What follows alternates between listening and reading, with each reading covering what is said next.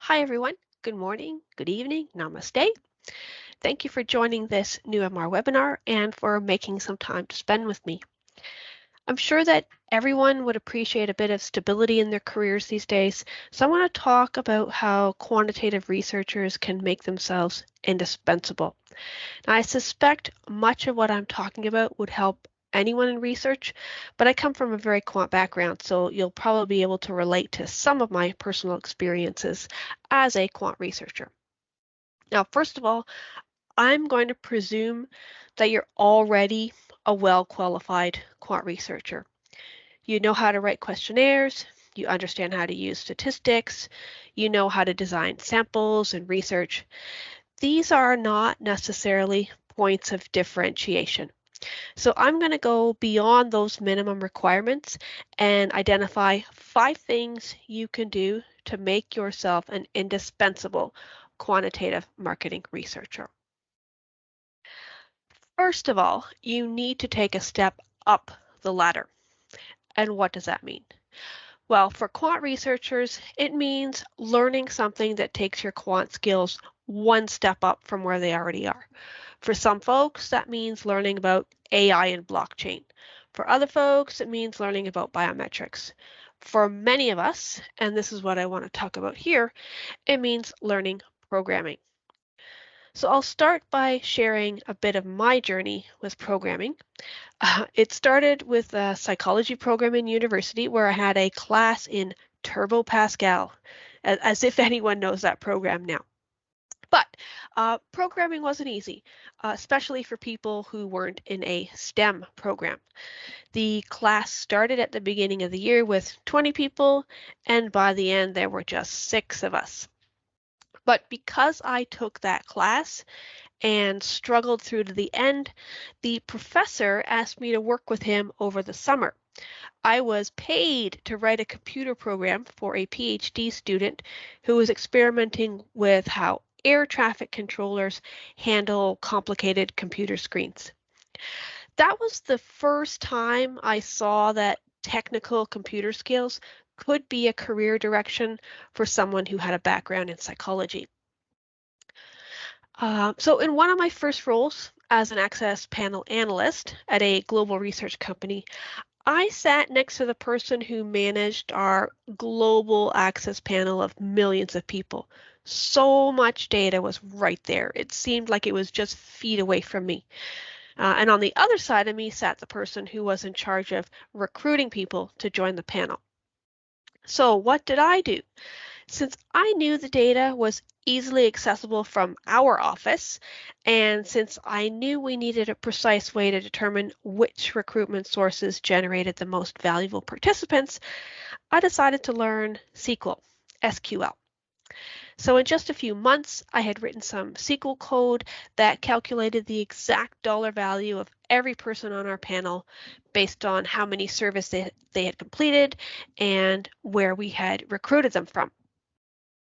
We now knew exactly which recruitment source deserved to be paid more and which ones weren't bringing us the kinds of people our clients needed to talk to. We stopped guessing which recruitment source was most valuable.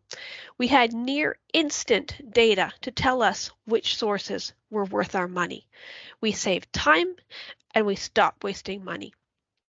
That is my favorite example of how learning programming helped me as a researcher. But you don't have to be an actual programmer for this to be an invaluable skill. Over the years, I've worked with many programmers who were the real experts. My very basic understanding of programming meant that when I wanted existing products to be changed or improved, I was able to have very specific conversations with the developers. I knew what it meant to talk about tables and sandboxes and to never use that dreaded function drop. We could have detailed conversations about what types of data were available in which places, and how those pieces of data would work together. We had intelligent conversations and were able to understand each other. I knew why certain things would take a long time and why other things were impossible to do.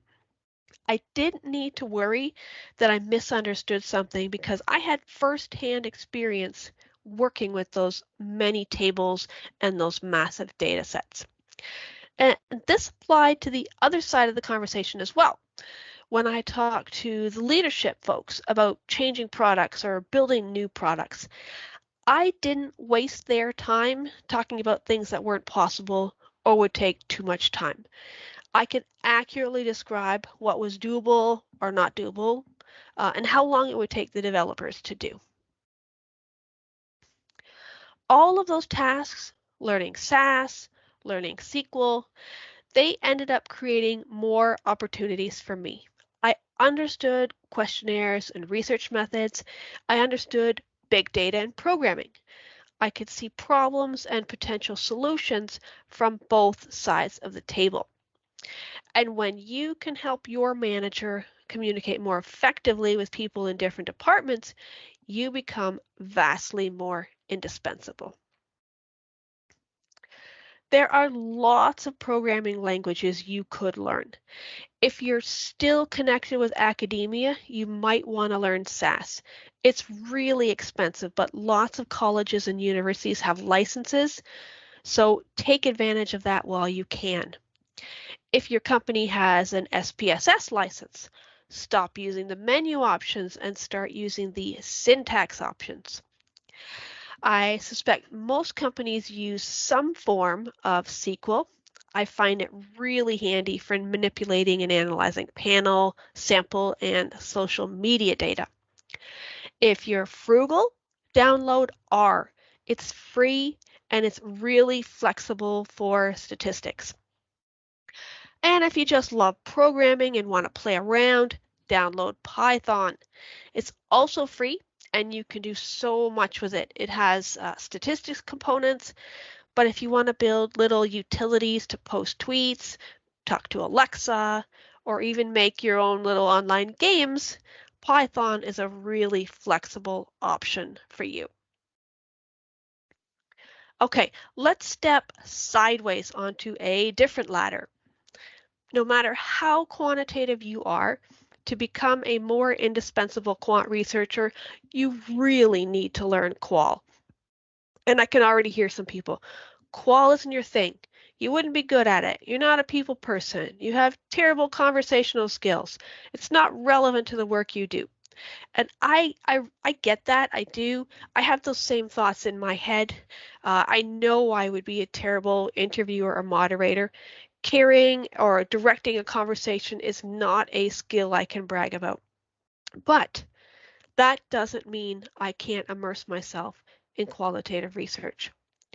A huge part of qual is understanding people to their core, analyzing words, phrases, body language, open-ended data, writing reports that clearly communicate findings. In those regards, it does not matter if you're an introvert or an extrovert. It doesn't matter if the longest conversation you've ever had was 3 sentences. There is a place for you to grow your expertise with qualitative research. You need to become an expert at understanding the nuances of the human experience, how it manifests in research, how it can help you write better questionnaires and design better quant research. When you have an in-depth understanding of how people work from both qual and quant sides, you can help your colleagues, your partners, make much better decisions about the types of research they need to do and how to design and interpret that research. Number 3, to become an indispensable researcher, you need to pull other people up the ladder with you.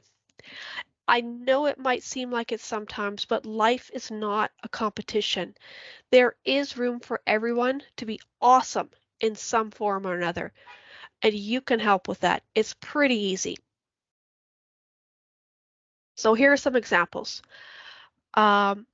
Mentor young colleagues and teach them the unspoken truths so that they can become amazing researchers too. And if you're young, push those stereotypes aside, Mentor older colleagues so that they feel comfortable with new technologies. Never let someone say they are too old to learn something. Recommend those quiet, unassuming, but amazing colleagues to lead projects. Every time there's an open awards nomination, nominate at least one person, even if they aren't part of your own company, especially if they aren't part of your own company. Get in touch with your college or your local high school and ask if they'd like a speaker to talk about a career in market research. When you find really cool white papers or free webinars, email them to clients and colleagues who might be particularly interested. There are so many ways to pull up the other people up the ladder with you, and they're all free. So with that in mind, I would love it if you pick just one of these examples right now and plan to do it in the next 4 weeks. If you want to be indispensable, be the person who creates joy for others. Okay, let's put the latter aside. Number 4 is apply predictive models. And what does that mean? Well, being part of being a quant researcher is being able to identify variables, collect data, make predictions about the future, listen, learn, anticipate, act. So let's take a familiar example. You're sitting in a meeting. You hear someone say they're having trouble identifying recruitment sources that give the most valuable survey participants. Your boss tells them to keep doing their best, and the meeting continues. Now, you've not been asked to do anything, but you feel like there's more to be done. You know what your skills are. You've been learning SQL, so you have direct access to the database. You remember seeing certain variables in the database, so you write a little note for yourself. Maybe you could try writing a little program in SQL that will identify the value of each recruitment source. And once you know it will work, you bring it to your boss and ask if they would like you to build it into something more powerful. Look to the future and make good things happen. That's just one example, but lots of ideas get thrown around in every meeting. Now, sometimes you won't be able to contribute a thing. You'll be the person who smiles and nods and grabs another cookie or another 3 cookies. Other times, you'll ponder for a bit and realize you do have some knowledge or skills to help push that idea closer to implementation.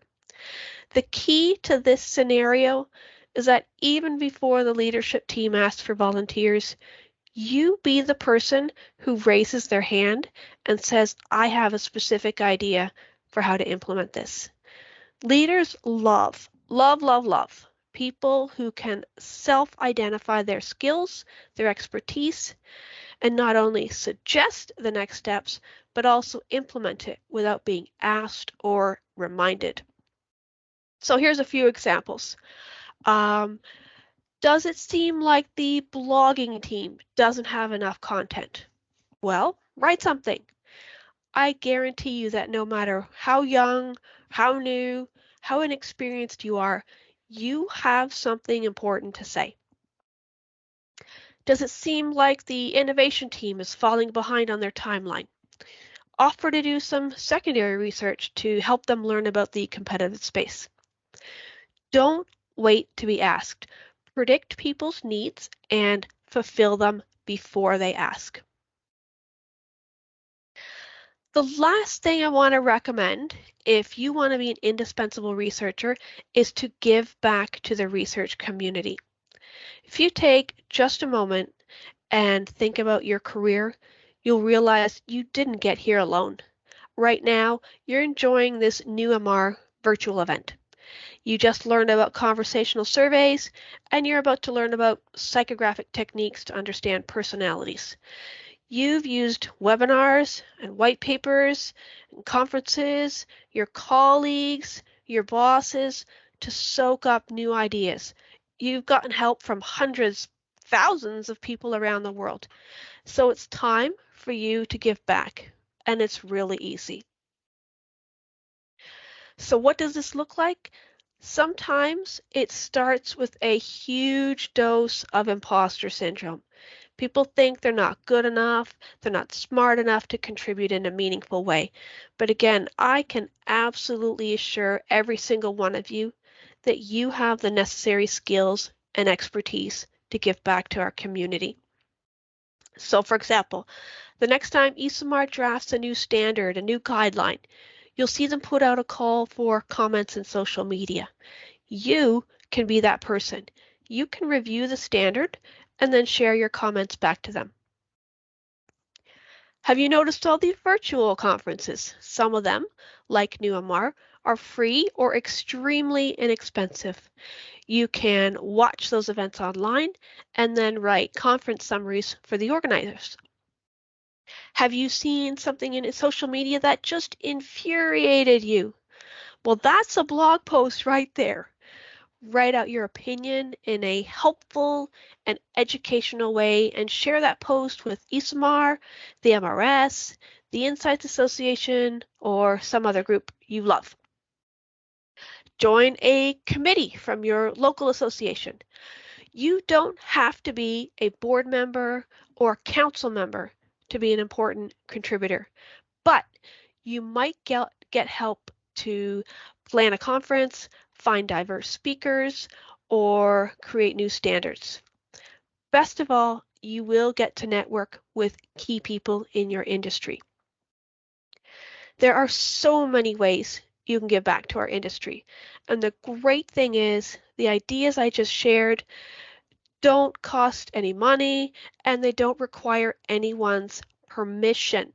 You don't need to ask your boss if you can do these things. You don't need to wait for someone to ask you to do them. You can just do them. So put yourself out there and see the good that comes your way. I hope you noticed a common theme among these items. Basically, don't ever feel like you need to be asked to help or to do something. Be the person who anticipates needs and offers specific solutions to help others. That is how you'll become an indispensable researcher. So I'd like to say thank you so much for spending a bit of time with me. If you have any questions or if you need a little help up the ladder, just let me know. You can always catch me on LinkedIn, Twitter, or email. And with that, I will say Dhanyawad, thank you, and goodbye.